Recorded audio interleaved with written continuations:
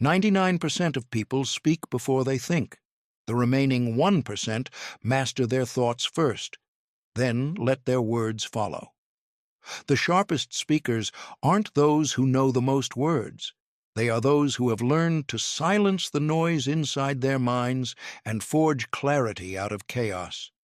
If you want to change how you speak, you must first rebuild the factory where those words are made.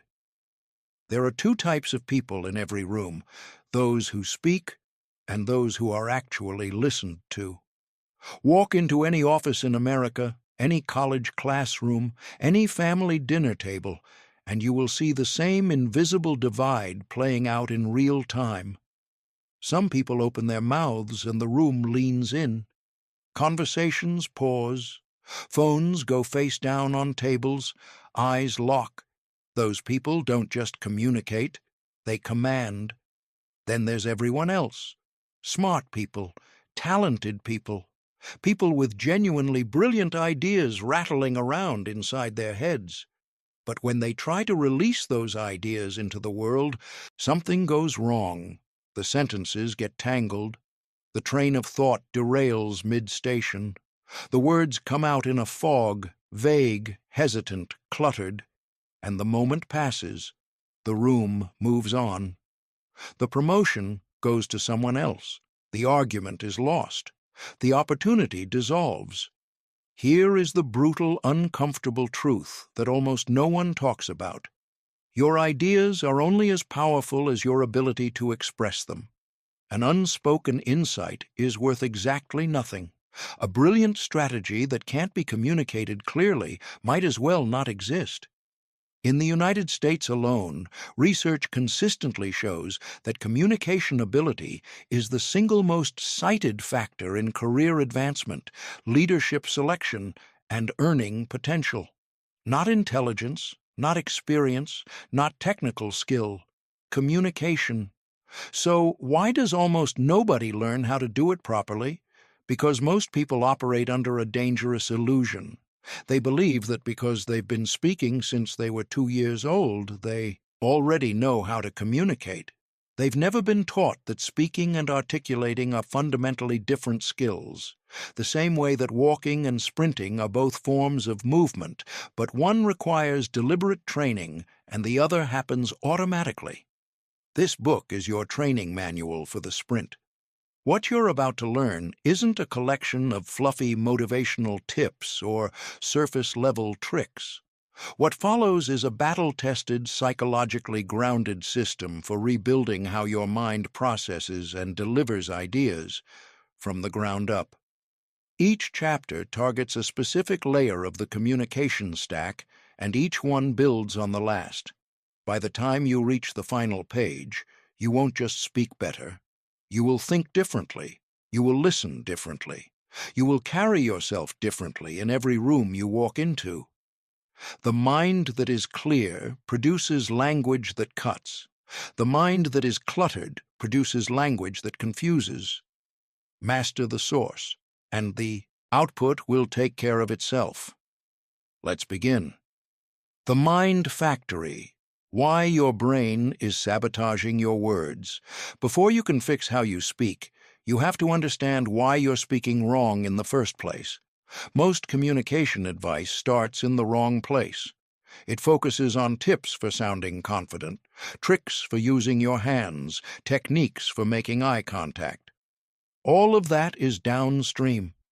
The real problem, the root cause of nearly every communication breakdown, is happening several seconds before you ever open your mouth. It's happening in your mind.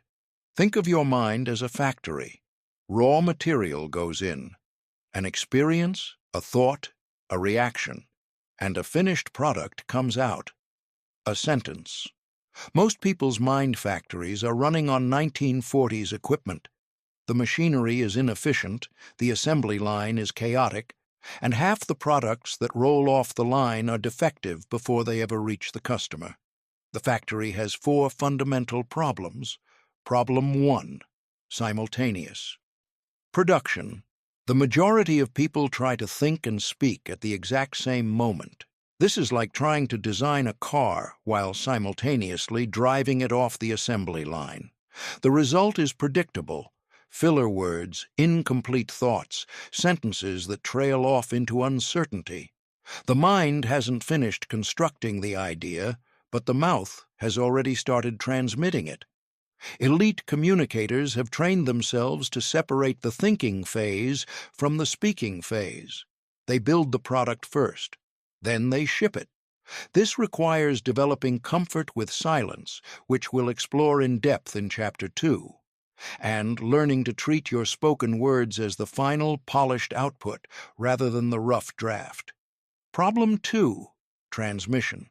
Thinking. Here is a misconception so widespread and so deeply embedded that most people have never once questioned it. The idea that communication is about transmitting your thoughts from your brain to someone else's brain. It sounds reasonable, but it's completely wrong, and it's responsible for more failed conversations, lost arguments, and missed opportunities than any other single belief. Communication is not transmission. It is translation. When you treat communication as transmission, you focus entirely on what you want to say. When you treat it as translation, you focus on what your specific listener needs to hear, in what format, at what level of complexity, framed in what context. The message changes not because the truth changes, but because every human mind is a different language. Great communicators are fluent in multiple dialects of human understanding. The moment you shift from asking, "What do I want to say?" to asking, "What does this specific person need to hear, and how do they need to hear it?" everything changes. Problem 3. The complexity trap. There is a deeply ingrained but completely false belief, especially in American professional culture, that sophisticated language signals sophisticated thinking, that longer sentences mean smarter ideas, that technical vocabulary earns respect. The opposite is almost always true. The ability to explain a complex idea in simple terms is one of the rarest and most valuable cognitive skills on Earth. Richard Feynman, one of the greatest physicists of the 20th century, became famous not just for his discoveries, but for his ability to make the incomprehensible feel obvious to ordinary people.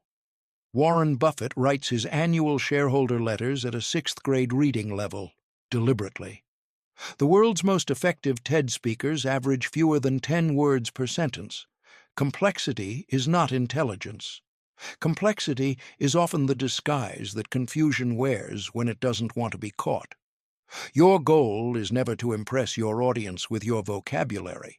Your goal is to make your ideas so clear, so vivid, and so undeniably logical that they cannot be misunderstood or dismissed.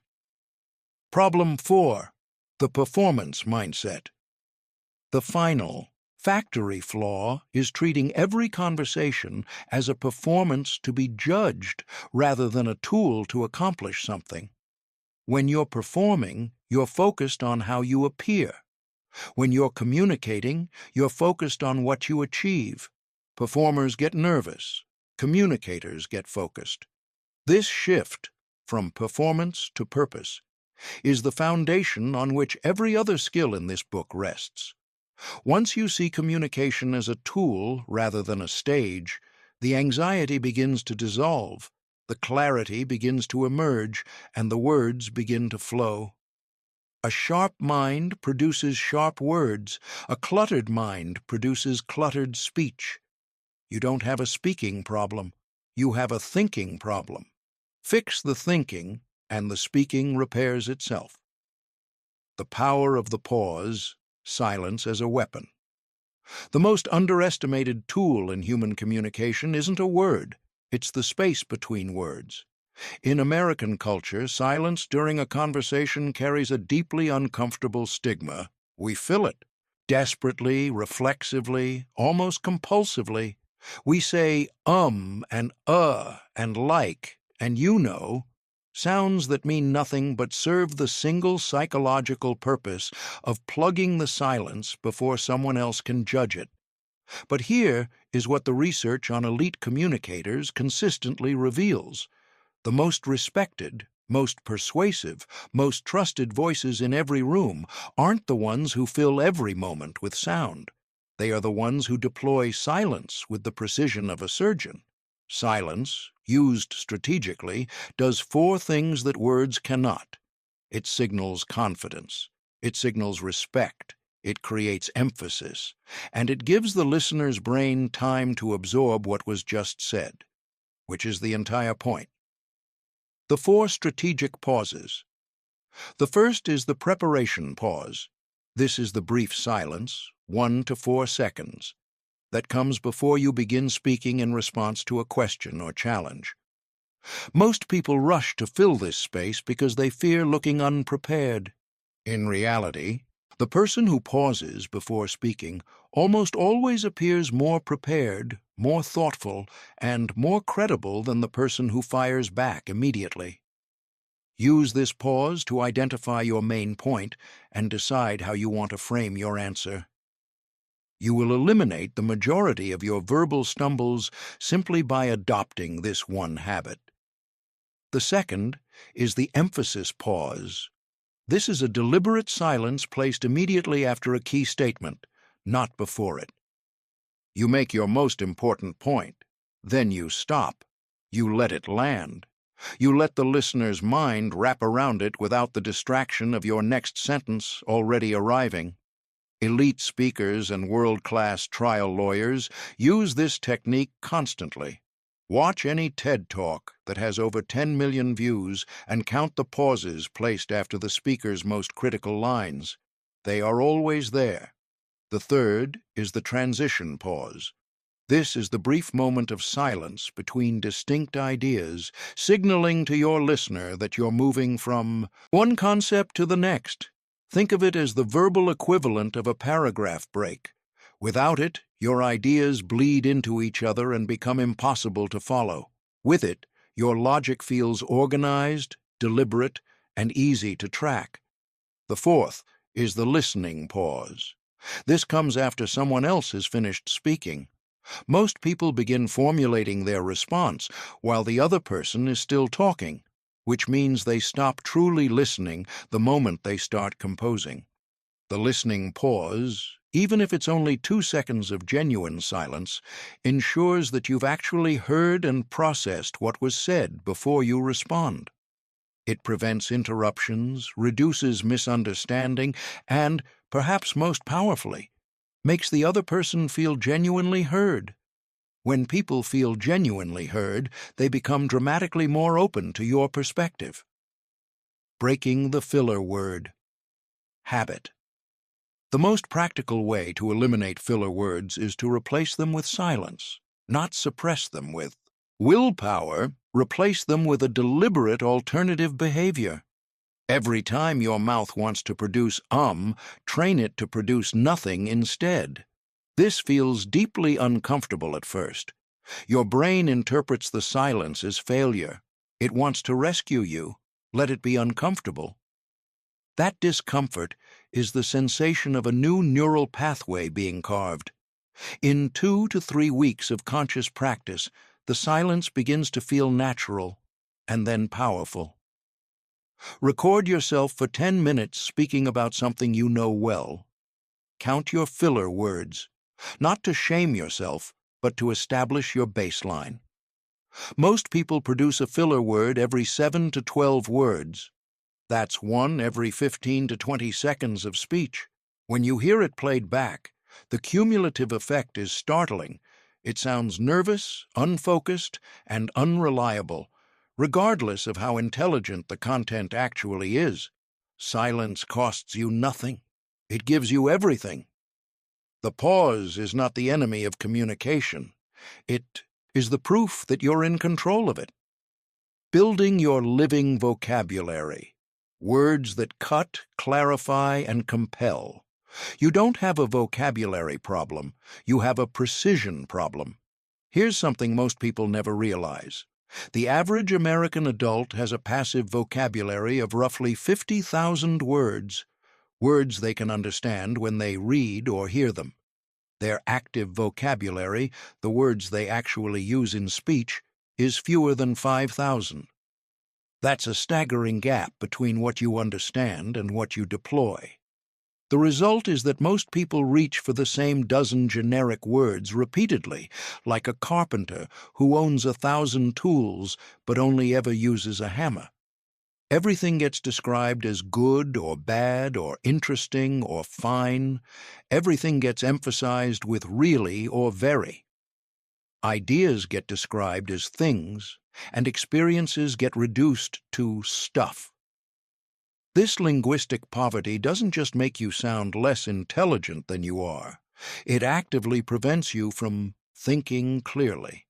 The psychologist Lev Vygotsky established decades ago that language and thought are not separate systems. They are deeply, fundamentally intertwined. When you don't have precise words for precise ideas, you cannot think precisely about those ideas. Expanding your active vocabulary is not a cosmetic upgrade, it's a cognitive upgrade. The replacement method. The fastest way to expand your active vocabulary is not to memorize word lists. Lists are passive. What works is what researchers call contextual substitution, catching yourself in the act of using a vague word and forcing yourself to find the precise one. Pick one overused word per week and hunt for it. This week, eliminate interesting. Every time you reach for it, pause. Is what you're describing actually fascinating, counterintuitive, provocative, revealing, contradictory? Each of those words carries a different specific meaning, and the difference matters. When you say, "That's fascinating," you're communicating genuine captivation. When you say, "That's contradictory," you're identifying a logical problem. When you say, "That's provocative," you're signaling that it challenges something previously assumed. These distinctions aren't just stylistic. They change the entire direction of a conversation. Precision in professional contexts. In business settings, the cost of imprecise language is measured in dollars, projects, and careers. When you tell a colleague, "We should do this differently," you've communicated nothing actionable. When you say, "We should streamline this approval process to reduce the turnaround from 5 days to 2, you've given them something they can actually execute on. Build a precision vocabulary for the domains you operate in most. If you work in tech, collect words that clarify the difference between a bug and a feature request, between a workaround and a fix, between performance and functionality. If you work in sales, learn the precise language that distinguishes a prospect from a lead, an objection from a concern, a close from a commitment. This isn't about sounding technical. It's about making sure your words map exactly to the reality you're describing, so that nothing gets lost in translation. The analogy collection. One of the most powerful tools in any communicator's arsenal is the well-chosen analogy. When you can translate an unfamiliar concept into the framework of something your listener already understands, you collapse the gap between what you know and what they know. Start collecting analogies the way a chef collects recipes. When you encounter an explanation that made something suddenly click for you, write it down. Build a library of these. The most effective communicators, from Steve Jobs to Barack Obama to Brené Brown, are masters of analogy. They don't just explain what something is, they show you what it's like. When you help someone understand, you don't just inform them, you bond with them. Understanding feels like a gift. The person who gave it to you becomes someone you trust. A precise word is a scalpel. A vague word is a butter knife. Both can spread something, but only one can cut to the truth. The architecture of ideas, structural frameworks that never fail. Unclear thinking produces unclear speaking, but clear structure can rescue even unclear thinking. Here is a pattern you have almost certainly witnessed. A smart, knowledgeable person is asked a question in a meeting. They know the answer. But as they speak, Their words spiral outward in every direction, following associations rather than logic, covering ground that wasn't asked about, backtracking, qualifying, and ultimately arriving at the point they started with. Except now, nobody is sure what the point actually was. This is what happens when intelligent people speak without structure. The absence of structure isn't just an aesthetic problem, it's a comprehension problem. Research in cognitive science consistently shows that the human brain doesn't retrieve memories and connections in organized linear sequences. It retrieves them in associative clusters, which is exactly why unstructured speech meanders. The solution is not to think less. It's to impose architecture on your thoughts before releasing them. And the good news is that there are 4 structural frameworks that work for virtually every communication scenario you will ever encounter. Framework 1. PREP, the universal structure. PREP stands for point, reason, example, point. It is the most versatile communication structure ever devised, and it works for everything from answering a job interview question to delivering a quarterly business review to explaining your position in a relationship argument. You open with your conclusion. Then you explain why that conclusion is valid. Then you illustrate your reasoning with a specific, concrete example. Then you restate your conclusion to create a sense of resolution and closure. Here's what PREP looks like in the real world. Imagine you're asked by a senior executive why your team missed its Q3 targets. Without a structure, most people respond with a stream of context, history, excuses, and eventually a vague commitment to do better. With PREP, the primary cause was an underestimation of implementation time during the migration phase. We built our timeline based on previous migrations of smaller data sets and didn't account for the scaling complexity. Specifically, what we projected as a 3-week process took 11 weeks, which cascaded into every subsequent deliverable. My recommendation is that we build a buffer multiplier into all timeline estimates for migration projects going forward. Point, reason, example, point. That answer is respected. The previous answer is tolerated. Framework 2. The chronological bridge. For narratives, process explanations, and historical context, chronological structure is your most powerful tool.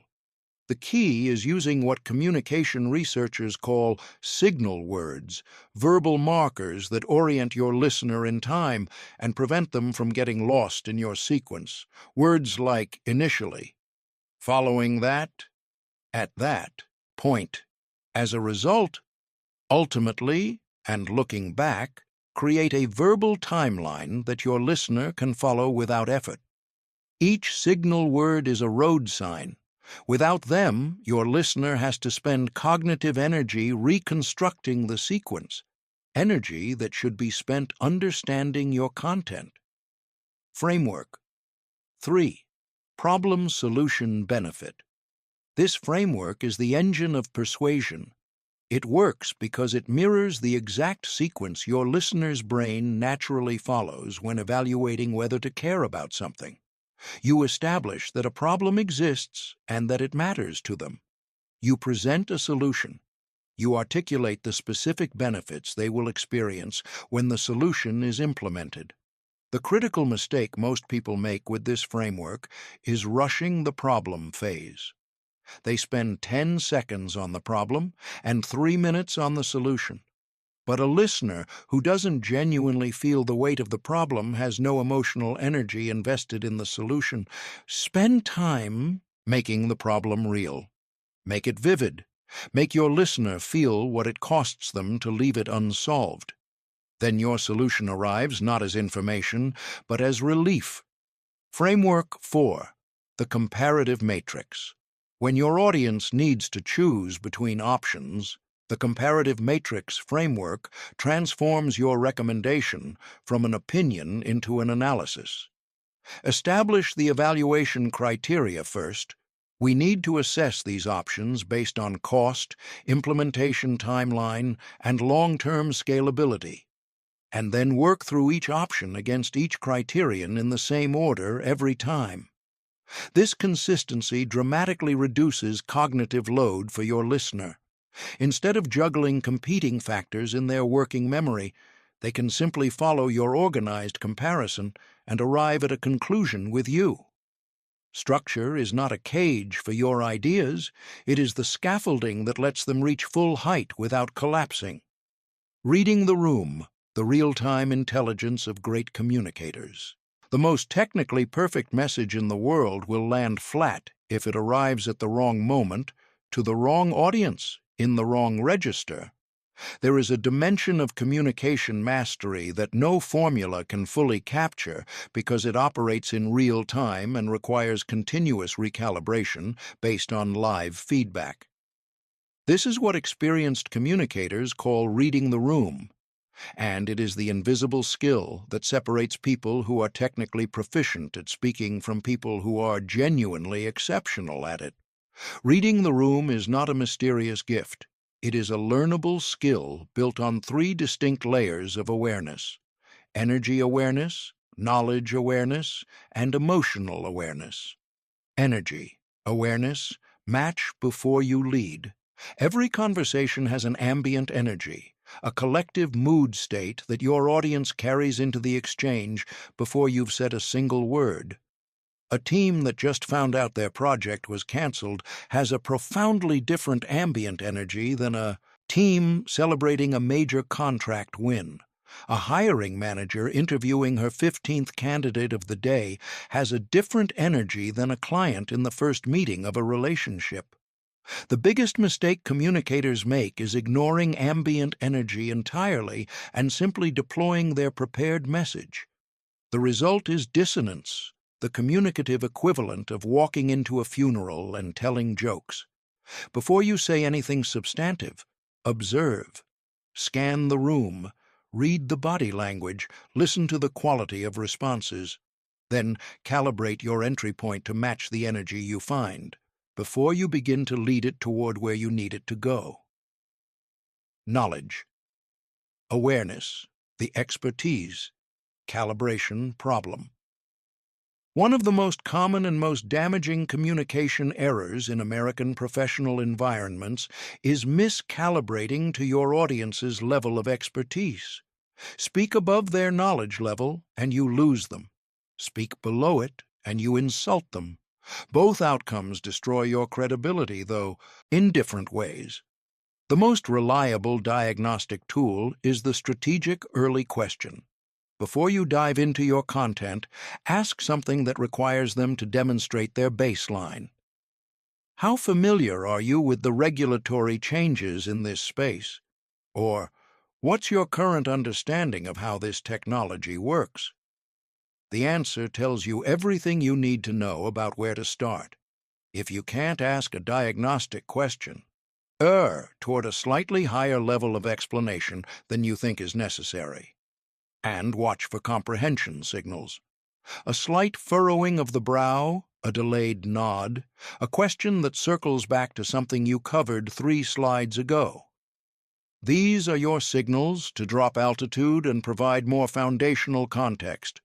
Emotional awareness. Feeling before information. The neuroscience here is settled and unambiguous. Human beings are not rational decision-makers who occasionally have emotional reactions.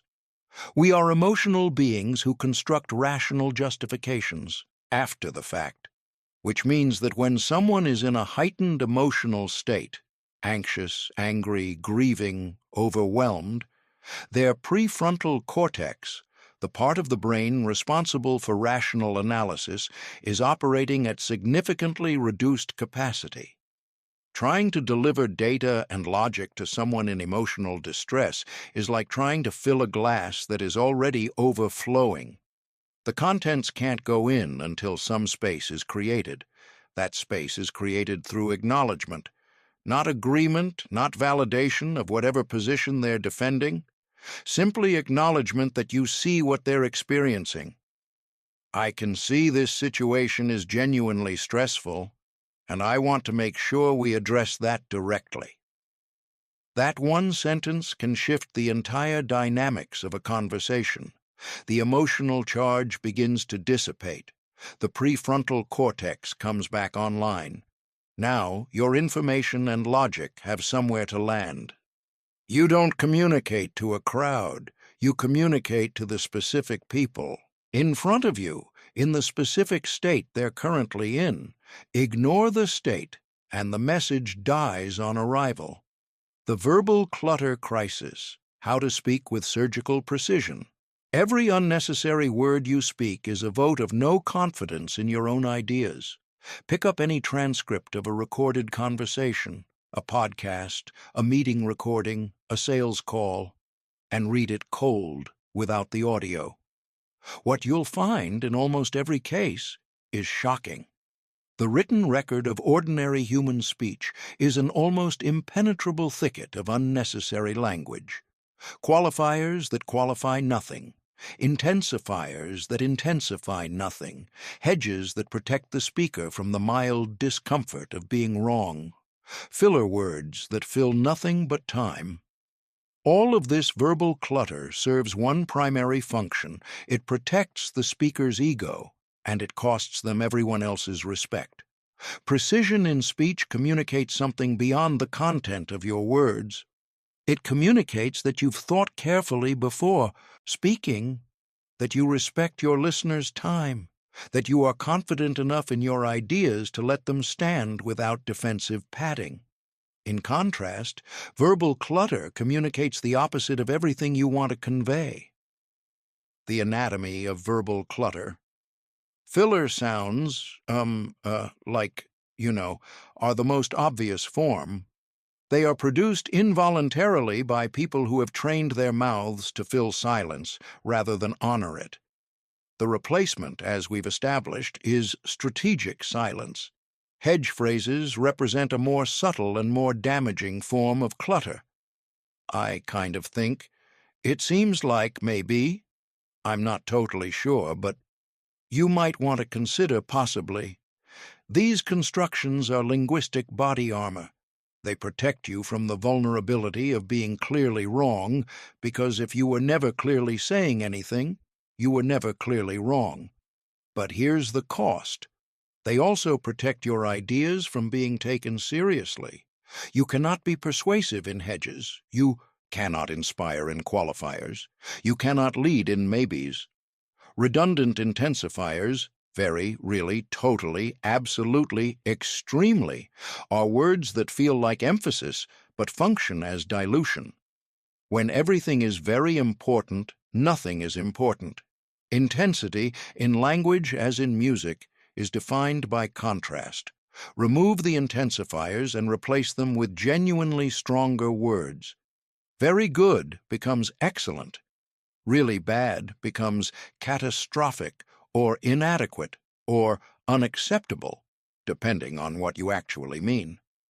Totally agree becomes agree completely, or, more powerfully, simply agreed. Unnecessary preamble is the verbal equivalent of clearing your throat before every sentence. So, what I was going to say was, I just wanted to mention that, not to go off on a tangent, but every word before your first substantive word is a tax your listener pays for the privilege of hearing you. Most of them didn't agree to that tax, and they resent it. The clean launch. Protocol. Train yourself to begin every response with your first meaningful word, not, so, what I think is that? Just what you think. Not, yeah, so the situation is basically just the situation. The clean launch is a learnable habit, but it requires first noticing how many times you don't do it. For 1 week, record your half of every phone call you make. At the end of each day, listen to 60 seconds of each recording. Count the words that came before your first substantive word in each sentence. When you see the number, you'll never be able to unhear it. And that awareness is all you need for the habit to begin changing. Every word you speak is a claim on your listener's attention. Spend that attention carefully, Spend it on words that earn their place. The storytelling advantage. Why narrative beats. Data. Every time human beings have been making decisions based on stories for 200,000 years, they've been evaluating statistics for about 300. Guess which one your brain trusts more? There is a moment in every important conversation when data stops working and story begins. You've presented the numbers. You've made the logical case. You've structured your argument with the precision of a mathematician. And yet something is missing. The listener is informed, but not moved. They understand, but they don't feel. And in the gap between understanding and feeling is where decisions actually live. Stories don't just convey information. Neuroscience has established that when we hear a genuinely compelling story, our brains don't just process the narrative, they simulate it. The same neural regions that activate when we physically experience something activate when we hear a vivid story about someone else experiencing it. We don't just learn what happened, we live it. And things we live, we remember. Things we merely hear, we mostly forget. The CAR framework: challenge, action, result. Every effective story told in a professional context should be built on 3 structural pillars. First, the challenge. A specific situation of tension, difficulty, uncertainty, or consequence that your listener can viscerally understand. Second, the action. What was done, decided, or attempted in response, and crucially, why. Third, the result. What happened? What changed? What was learned? The CAR framework works because it mirrors the exact structure of human experience. We encounter problems. We make choices. We live with consequences. When your story follows this structure, it feels true, because it maps onto every significant experience your listener has ever had. And stories that feel true are stories that persuade. The vulnerability equation. One of the most counterintuitive findings in communication research is that stories that include moments of failure, uncertainty, or genuine difficulty are more persuasive than stories that are entirely triumphant. This is because vulnerability creates trust. When you admit that you didn't have all the answers, that you made a costly mistake, that you were genuinely afraid, your listener's defensive skepticism drops. They recognize a fellow human being navigating imperfection. They let you in. This doesn't mean performative self-deprecation or manufactured humility. It means being honest about the real texture of your experience. You can share a failure story and still be the hero of it, not because you were flawless, but because you learned, adapted, and moved forward with integrity. Story compression and the art of leaving things out. The single most common mistake in professional storytelling is over-inclusion. People include every detail because every detail feels important to the person who experienced it. But your listener didn't experience it.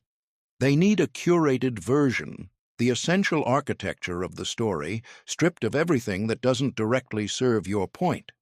Aim for stories that take 30 seconds to 90 seconds to tell in casual conversation and up to 3 to 4 minutes in a formal presentation. If you can't find a version of the story that fits within those constraints, the story doesn't yet have a clear enough point. Keep distilling until it does. Build a mental library of your 10 most powerful stories, stories that illustrate the themes you discuss most often: resilience, risk, failure and recovery, decision-making under pressure, the value of collaboration, the cost of avoidance. Know these stories well enough to deploy them spontaneously. When the right moment arrives, you'll be ready. Facts tell, stories sell, but the right story, told precisely, does something more powerful than either. It makes the listener feel like they already believe you before you've made your argument. Navigating resistance, the art of staying clear under fire. Anyone can communicate clearly when everyone agrees. The real test is what you do when they don't. Resistance is not the exception in important conversations. It is the rule. Whether you're proposing a new strategy to a skeptical board, defending a decision to a frustrated client, navigating a difficult conversation with a family member, or holding your position in a negotiation, the ability to articulate your thoughts clearly while under social and emotional pressure is one of the highest leverage skills you can possibly develop. Most people, when they encounter resistance, do one of two things. They capitulate, becoming suddenly vague, hedging their previous statements, retreating from positions that were actually well-reasoned. Or they escalate, raising their volume, repeating the same argument more forcefully as if volume were evidence. Both responses are natural. Both responses are wrong. The Listen First Protocol. The most powerful response to resistance is, paradoxically, to stop speaking and start listening. Not passive listening, active, diagnostic listening. When someone pushes back, they are providing you with invaluable data: what they value, what they fear, what they believe, what information gap is causing the friction. Your immediate job is to gather that data, not to override it. Ask genuine, clarifying questions. Help me understand the specific concern. Is it the timeline, the cost structure, or the implementation risk? Force the resistance to become specific. Vague resistance is almost impossible to address productively. Specific resistance is a problem you can solve. The acknowledgement technique. There is a critical distinction between acknowledging a position and agreeing with it. You can fully acknowledge what someone is saying. I understand exactly why that concern is on the table, and it deserves to be addressed directly, without conceding an inch of your actual position. In fact, acknowledgement almost always makes your position stronger, because it signals that your confidence in your argument does not depend on dismissing theirs. The most effective acknowledgement phrases work because they do two things simultaneously. They make the other person feel heard, and they transition the conversation toward problem solving. That's a legitimate concern. Here's how I think we address it. I hear the risk you're flagging. Let me show you how we've mitigated it. Reframing, the judo move of conversation. Reframing is the ability to take your opponent's objection and redirect it toward a more productive question. Instead of meeting their push with your push, which creates a stalemate, you absorb their energy and redirect it. If someone says, "This approach is going to create enormous disruption," the direct response is defensive. "No, it won't, and here's why." The reframe is generative. You're right that any change at this scale creates disruption. The real question is whether the disruption of changing is greater or less than the disruption of not changing. Let's look at that directly. Notice what happened. You acknowledged their concern, you validated the underlying logic, and you shifted the entire frame of the conversation from "should we change" to "what kind of disruption do we prefer?" which is a much more solvable problem. Stay physically calm. Lower your volume slightly rather than raising it. Slow your pace slightly rather than accelerating. These vocal signals communicate that you are not threatened by the resistance, which is the single most important thing your body language can communicate when you're under pressure. The communicator who stays calm while others escalate doesn't just win the argument, they win the room. The voice as an instrument. Mastering your most powerful tool. Before anyone processes a single word you say, they've already formed a judgment about you based entirely on how your voice sounds. This is not shallow. This is neuroscience. Within the first 200 milliseconds of hearing a human voice, the brain makes automatic assessments about trustworthiness, competence, confidence, and warmth. These assessments are made below the level of conscious thought. which means your audience is processing your vocal qualities before they've had the chance to decide whether to.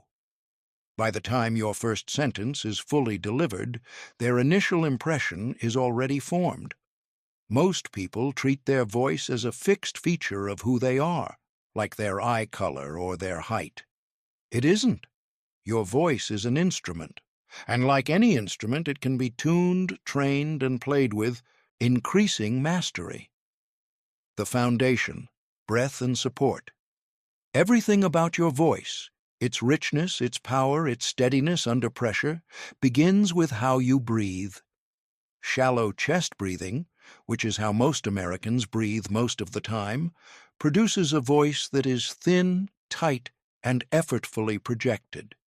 Diaphragmatic breathing, where the air column originates from the belly rather than the chest, produces a voice that is naturally fuller, steadier, and more resonant without any additional effort. Here is a simple diagnostic.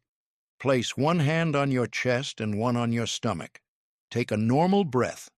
If your chest hand rises first and your stomach hand barely moves, you are breathing in a way that actively undermines your voice.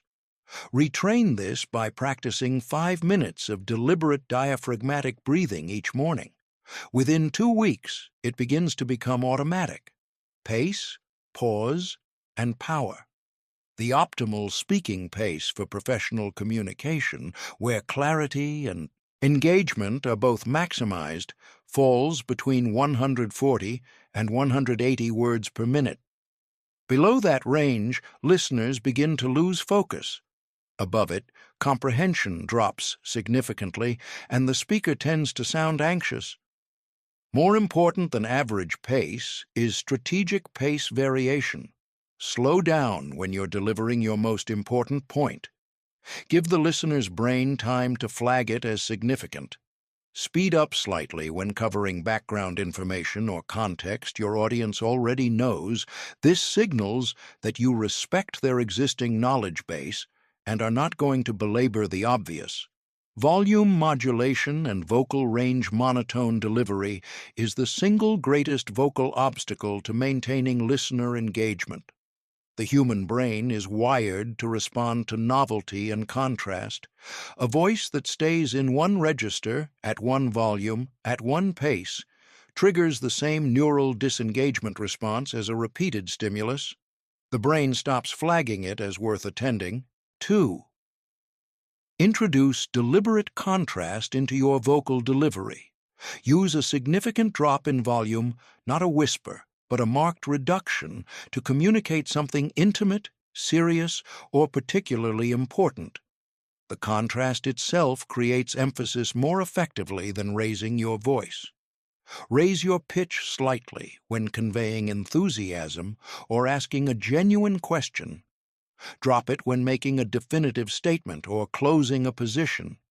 Record yourself speaking for 3 minutes on a topic you know well. Then listen back while watching the waveform in any audio editing app. What you'll likely see is a nearly flat line, very little dynamic range. What you should aim for is a waveform that looks like a mountain range, varied, textured, alive. Your voice is the delivery system for everything you know. A powerful delivery system doesn't make average content great, but a weak delivery system can make great content disappear. The confidence paradox, how to sound certain before you. Feel certain. Confidence is not a personality trait. It is a practiced behavior, and practiced behaviors can be learned by anyone. Here is the confidence paradox that trips up almost every communicator who is trying to improve. Confidence in communication does not come from certainty. It comes from clarity. These are not the same thing. Certainty is knowing you're right. Clarity is knowing what you think and being able to articulate the reasoning behind it, even if you acknowledge that you might be wrong. The most confident communicators in any room are not the ones who never express doubt. They are the ones who can express their doubts with precision. I'm not certain about the regulatory implications in this scenario, and I want to get a legal opinion before we proceed, rather than hiding behind vague hedges that telegraph anxiety without adding any useful information. The competence-confidence loop. Confidence and competence reinforce each other in a cycle that can be entered from either direction. Developing genuine expertise in your subject area builds confidence. But, and this is the critical insight, behaving with confidence also accelerates the development of genuine competence, because confident behavior leads to more conversations, more challenges, more learning experiences, and more feedback. The people who are waiting to feel confident before they speak up are waiting for something that will never arrive via that route. Confidence is not a state you achieve through private preparation and then finally reveal to the world. It is a state you develop through public engagement, through showing up, taking the risk of being heard, and discovering that the consequences of being imperfect are vastly less terrible than you feared. Body language as confidence infrastructure. The research on this is among the most replicated in social psychology. Your physical posture and positioning don't just communicate your internal state to others. They influence your internal state directly. Standing fully upright, occupying your space deliberately, making sustained and comfortable eye contact, these behaviors shift your neurochemistry in measurable ways within 2 minutes of adopting them. This means that before a high-stakes conversation, the 2-minute preparation that matters most is not reviewing your notes. It's physical. Stand up straight. Roll your shoulders back. Take 3 deep, slow breaths from the diaphragm. Make your physical presence match the presence you want to project. Your brain will follow your body's lead with impressive reliability. The contribution mindset. Perhaps the most powerful reframe for communication confidence is shifting from a self-focused orientation to a contribution orientation. When you walk into a room thinking, "I need to make a good impression," every word you speak is evaluated against that goal, which makes speaking feel high stakes and every imperfection feel catastrophic. When you walk into a room thinking, "I have something specific and valuable to contribute to this conversation," the entire dynamic changes. You're not performing, you're delivering. The question shifts from, "How am I coming across?" to, "Is what I'm saying actually helpful?" And that question is dramatically easier to answer and dramatically less paralyzing to live with. You don't need to be the most knowledgeable person in the room to communicate with confidence. You need to be the most honest person in the room about what you know and what you don't. The science of persuasion, how clarity becomes influence.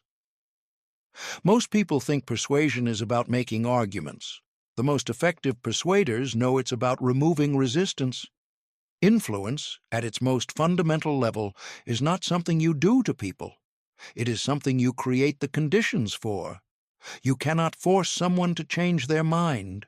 You cannot will them into agreement. What you can do, and what the best communicators in business, law, medicine, and leadership do constantly, is arrange the information, the framing, the emotional context, and the logical architecture in ways that make your conclusion feel not like your conclusion, but like the natural destination of anyone who sees the situation clearly.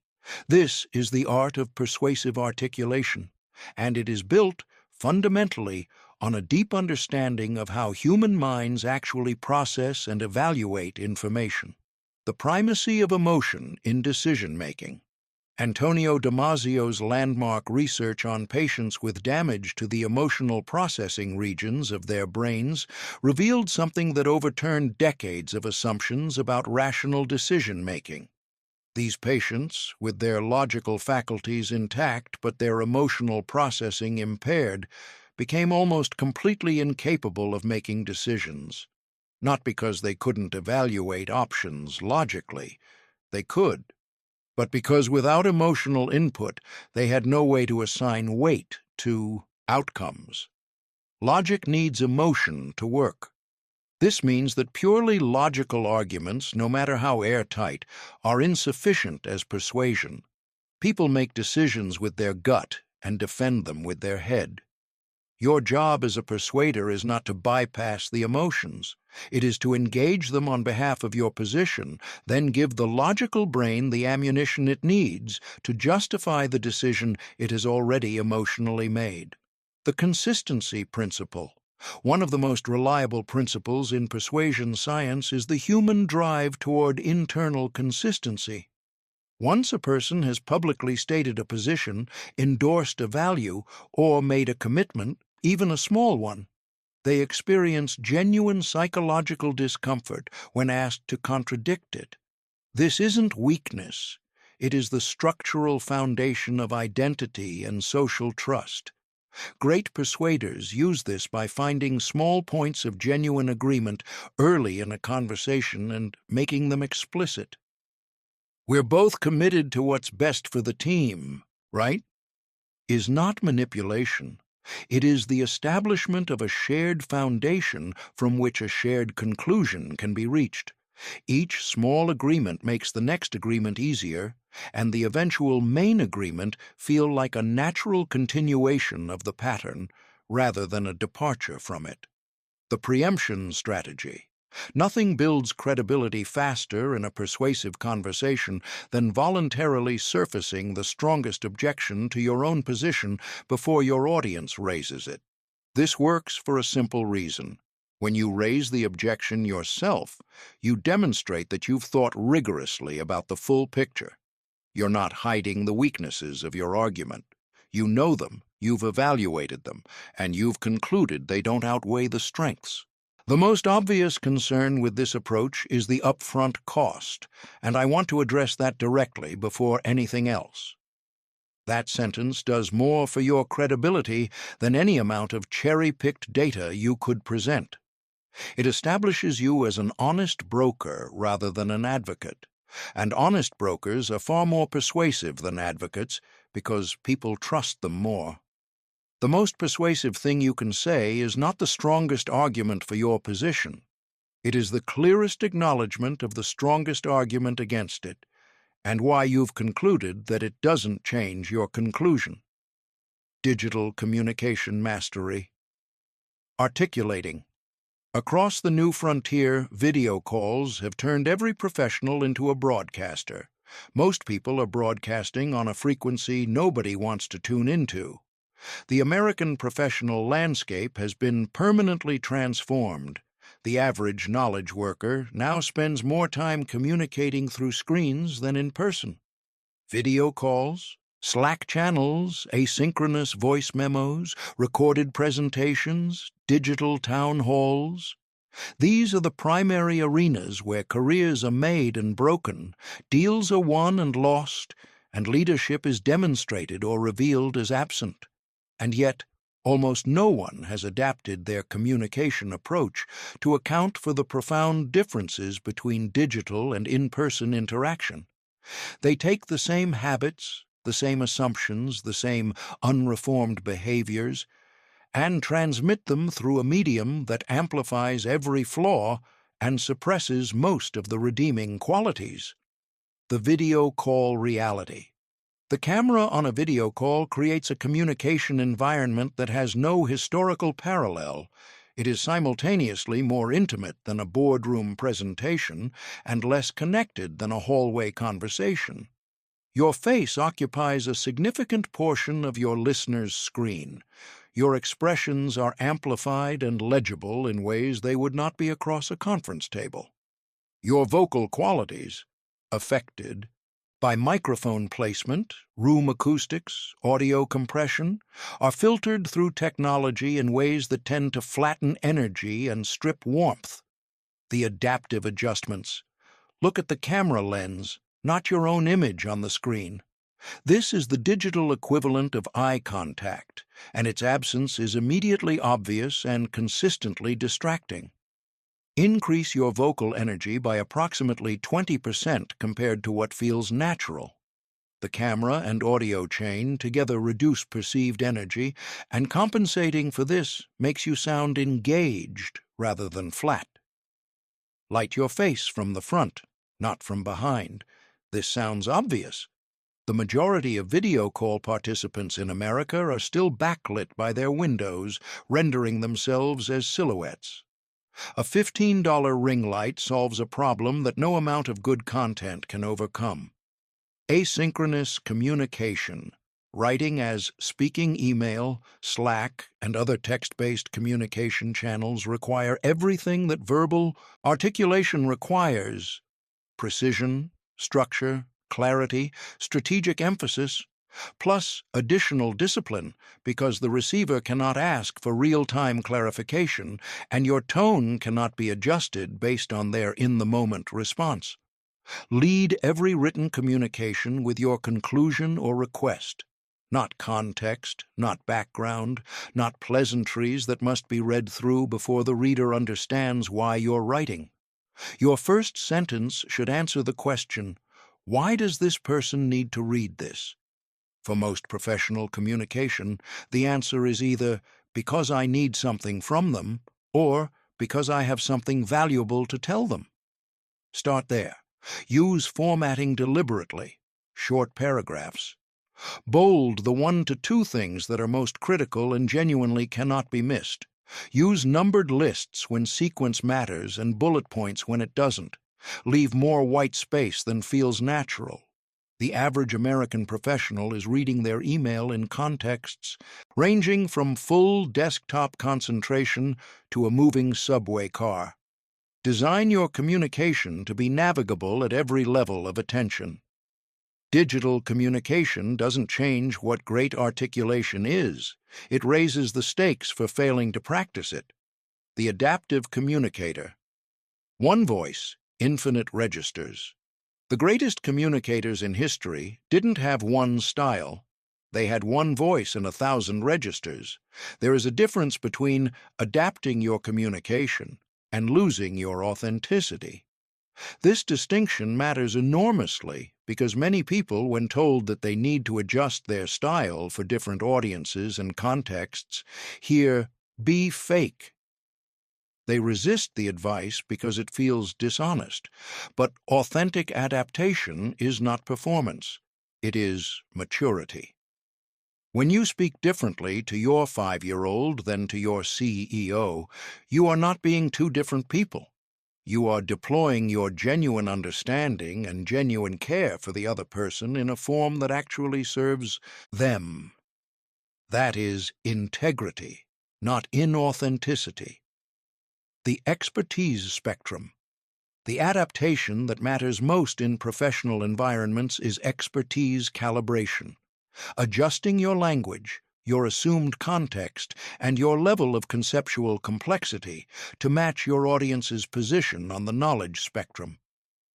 This requires genuine humility about the fact that expertise creates blind spots. The deeper your knowledge in any domain, the harder it becomes to remember what it felt like not to have that knowledge. This is the curse of knowledge, and it is the source of more failed communication between experts and non-experts than any other single factor. The diagnostic question, "How familiar are you with X?" is not just polite, it is strategically essential. And when you get the answer, take it seriously. Don't calibrate your vocabulary to a slightly more accessible version of your default register. Actually start where they are. Hierarchy and power dynamics. In American workplace culture, there are specific adaptations required when communicating across hierarchical levels that most professionals navigate by instinct rather than deliberate strategy. When communicating upward, to senior executives, boards, or C-suite leaders, the primary adaptation is structural. Lead with the bottom line and the strategic implication. Provide supporting detail only when asked. Every minute you spend on context they already have is a minute of credibility you're spending.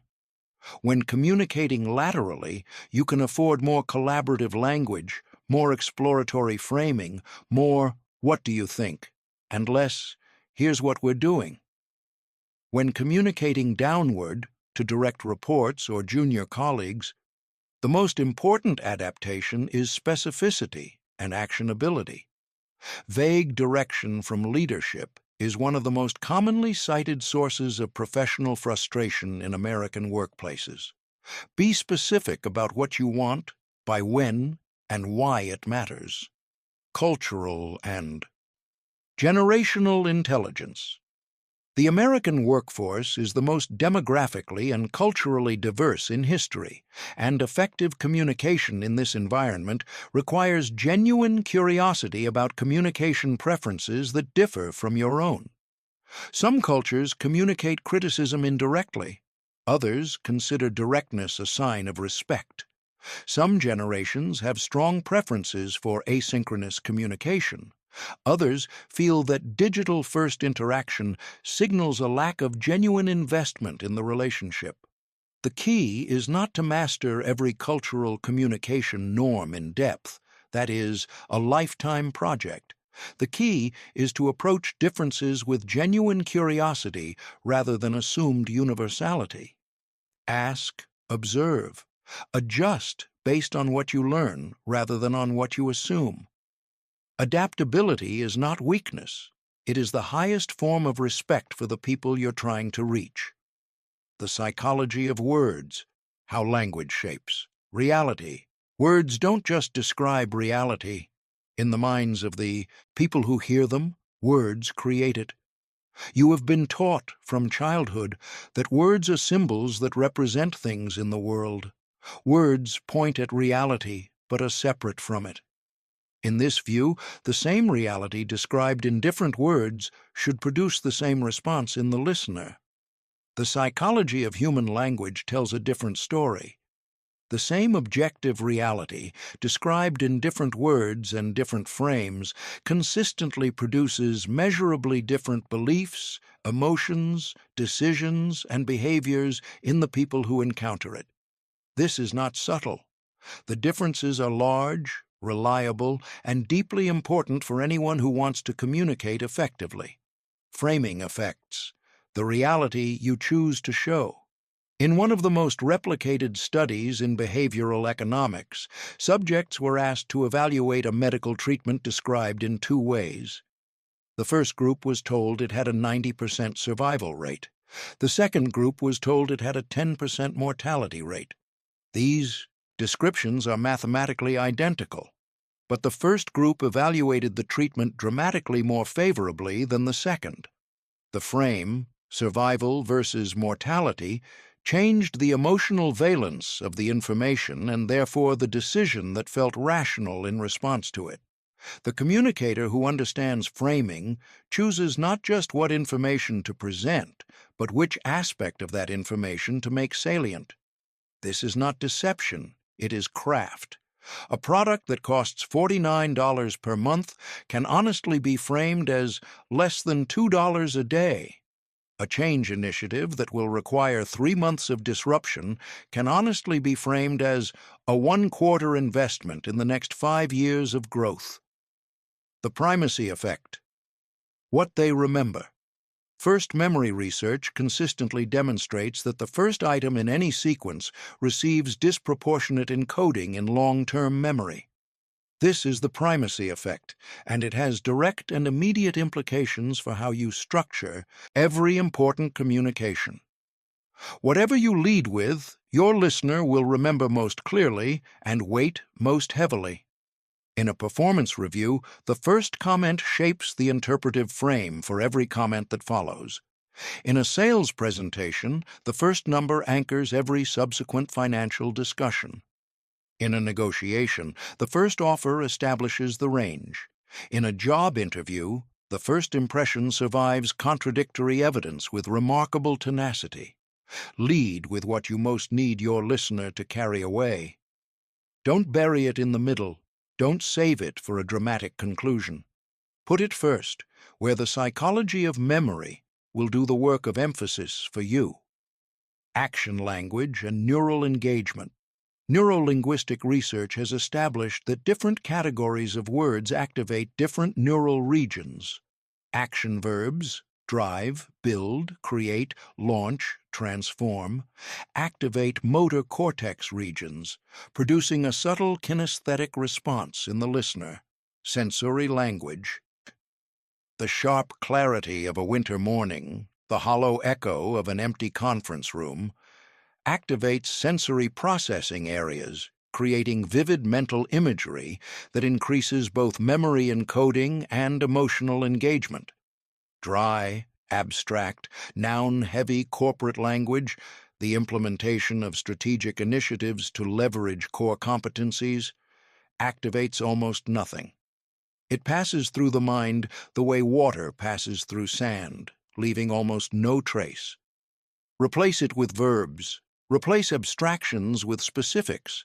Replace institutional language with human language, not because it sounds better, though it will, but because it will be remembered.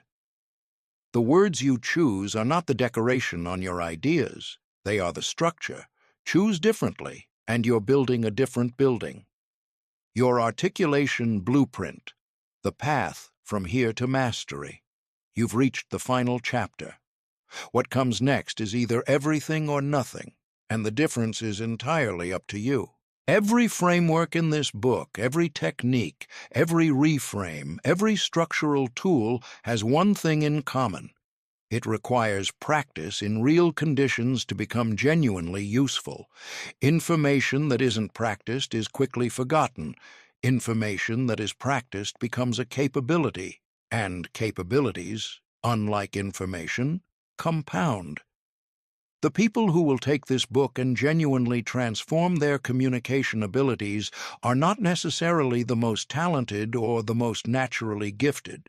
They are the people who understand that mastery is not an event, but a process, and who are willing to commit to that process with patience, consistency, and an honest relationship with their own current limitations.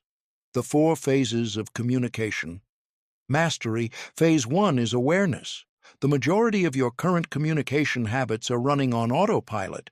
You don't know what you're doing wrong because you've never examined it objectively. The first priority is establishing an honest baseline through systematic self-observation. Record yourself. Transcribe the recordings. Look at the words on the page without the warmth of your own voice to smooth over their imprecision. Count the fillers. Map the structures. Identify the patterns. This is uncomfortable. It is also indispensable. Phase 2 is deliberate practice. Armed with your baseline assessment, you identify the 1 to 2 habits most worth changing and focus your conscious effort there, exclusively there, for 3 to 4 weeks before moving on. This goes against the instinct to fix everything at once. But the neuroscience of habit formation is clear. The fastest path to automatic improvement is single-target focus. Fix one thing completely, then move to the next. Phase 3 is integration. This is the phase where individual skills begin connecting into a coherent system. You're no longer thinking, I need to use a pause here. The pause happens because your nervous system has learned that it belongs there. You're no longer choosing your structure consciously. You recognize within the first few seconds of a question which framework is the right one, and you deploy it automatically. This phase typically begins emerging 6 to 12 months into serious practice. Phase 4 is refinement and teaching. The deepest integration of any skill comes when you teach it to others. Find opportunities to mentor junior colleagues in communication, lead workshops, give feedback to people who are working on the same skills you once struggled with. Teaching forces you to articulate the implicit knowledge that your practice has built into you, and in the process of articulating it, you consolidate it in ways that passive practice never fully achieves. Your daily practice protocol. 10 minutes every morning. Read a challenging passage aloud from a well-written book, a speech transcript, or a long-form article. Focus on pacing, articulation, and breath support. This is your voice gym, and like any gym, the results depend on consistent attendance rather than occasional intensity. One conversation per day as a deliberate laboratory. Pick one skill you're currently developing and make it the conscious focus of one real conversation. Not all conversations, just one. This keeps the practice manageable while ensuring that real-world application happens daily. Weekly review. At the end of each week, spend 15 minutes reviewing your communication journal. What worked? What didn't? Where were the moments of genuine improvement? Where is the gap still clearly present? This reflection accelerates learning by converting experience into insight. The compound effect of communication excellence. There is a reason this book opened with the observation that communication ability, more than intelligence, more than technical skill, more than experience, is the primary driver of career advancement, leadership selection, relationship quality, and personal influence in American life. That observation is not inspirational hyperbole. It is the consistent finding of decades of research across multiple domains. Every improvement you make in your ability to articulate your thoughts clearly and compellingly ripples outward. The idea that gets approved instead of dismissed. The relationship that deepens because you expressed something true with precision. The opportunity that opens because you stood in a room and communicated with the presence and clarity of someone who belongs there. The conflict that doesn't escalate because you had the skill to diffuse it. These are not small things. They are the shape of a life. The mind that is clear produces language that cuts. The language that cuts makes things happen that would not otherwise happen. And the person who can make things happen with nothing but the clarity of their thought and the precision of their words, that person does not wait for the world to give them a seat at the table. They build the table, and then they speak. Mastery of communication is not the destination. It is the vehicle. The destination is everything you'll do with it